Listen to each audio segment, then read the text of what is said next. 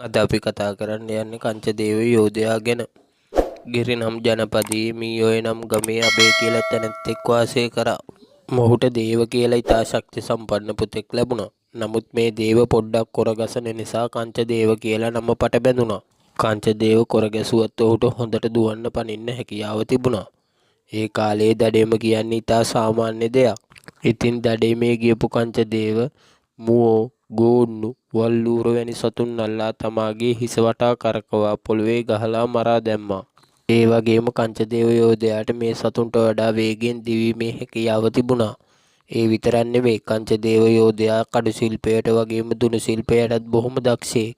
ඉතින් මේ පුවත ඇසූ කාවන්තිස්ස රජතුමා කංචදේවගේ දෙමාපියන්ට තෑගි භෝගේ යවා කංචදේව යෝධයාව රාජ්‍ය සේවයට එක් කරගන්නවා. දුටුගැමුණු රජතුමා හා එළාර රජතුමා අතර පැවති යුද්ධයේ අවසාන භාගයේදී කංචදේව යෝධයා විජිතපුර බලකොටුවට ඇතුල් වී දෙමළ සෙබළුන් කකුල් දෙකෙන් අල්ලා තමාගේ හිස වට කරකවා ඈතට විසිකරා කියලා සඳහන් වනවා.